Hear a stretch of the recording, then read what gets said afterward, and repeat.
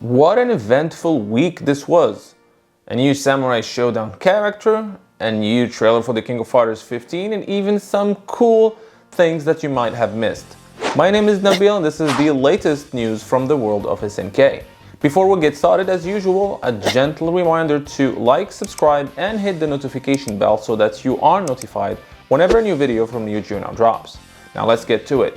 The week started with the release of the second character from the Samurai Showdown Season 3.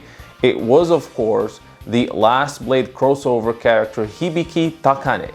And boy, she looked great. Not only did we have a trailer just showcasing her moves, but we also had her theme, her amazing theme from the Last Blade series, which just sounds, it's amazing. Let's just put it that way. The character was released on Wednesday and people are really happy with how she plays. However, there is a little bit of a minor / major bug when it comes to Hibiki. See, Hibiki has a parry move, which is a very powerful move that's supposed to parry direct hit from opponents. The problem is currently Hibiki is even capable of parrying projectiles.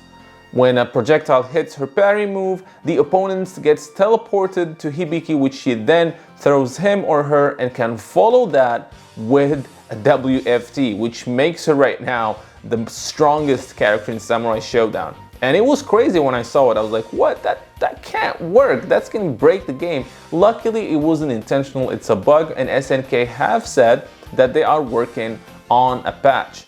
I expect the patch to be released in the next week or two. The other thing we got is the reveal trailer for Chris for the King of Fighters 15. We all knew Chris was coming, right? I mean, it was pretty obvious after Yashiro and then Shermie. It was just a matter of time before we get to see Chris in his King of Fighters 15 glory. As they did in the frame-by-frame analysis, I really thought that Chris looks great, minus his shoes, which is kind of questionable design, if you ask me. But he looks awesome, he plays awesome, and I can't wait to see more. As usual, after the reveal of the trailer, the game illustrator Tomohiro Nakata revealed a little bit of insight behind the design of Chris. This is what he had to say. It's sure been a while since Chris was in mainline King of Fighters, but this time he's back and with new threads. He now wears a semi one-shoulder top with black pants. Seeing the team back together again makes me so happy. You don't even know. Get ready to see what the reformed CYS is made of. Now, CYS is the name of the band that these three characters play in, and it's CYS, Chris, Yashiro, and Shermie. The fact that he says reformed, I don't know if he meant that they're forming a team again, or they are reformed, which means they're not bad guys anymore. Now, these guys in the King of Fighters lore actually have the blood of Orochi in them, and they're the one who caused the resurrection of Orochi in the King of Fighters 97.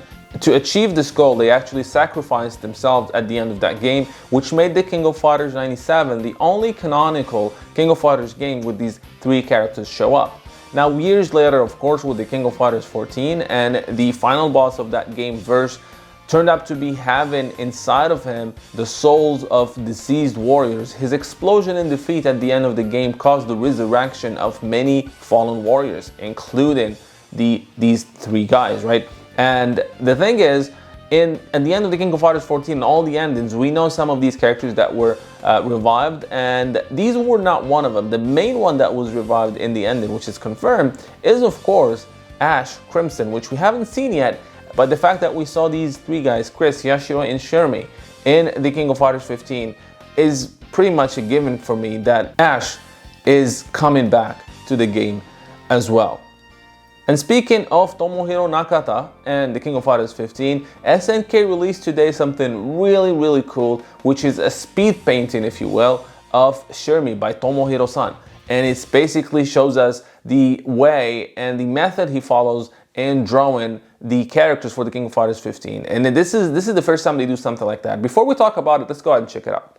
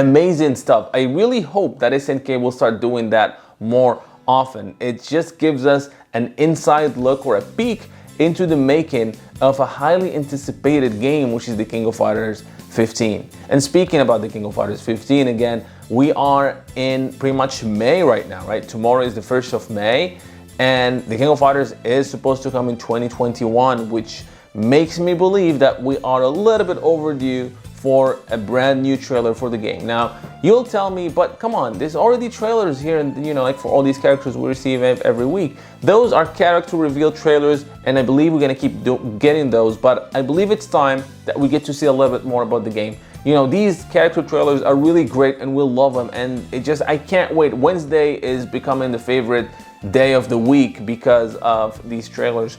But if, for casual fans, people who don't know the King of Fighters, they really need to see some more about the game mechanics to have an idea what this whole thing is about. And for us fans, of course, we want to learn more about the system mechanics. We want to see more stages, more characters, of course. We want to learn about the game systems. We want to learn about the game mechanics, and of course, we want to know the systems or the consoles on which the game is coming out. And if by my calculations it really seems that the King of Fighters 15 is coming around fall, probably, I would say, because we don't have a release date yet. So with that said, that probably means we are gonna get a bigger trailer, probably a release date in the next couple months. So my prediction is that we're gonna get something by June. Let's see what happens. Let's see if that's the case. But we're definitely gonna get something for E3, which is happening in June. Or before even. So let's see, but I can't wait. I want to learn more about the King of Fighters 15. What do you guys think? Let me know in the comment section. This was quite an eventful week for SNK fans. Which was your favorite part of all these news tidbits and all these releases we had this week? And what are your hopes for the next trailer of the King of Fighters 15?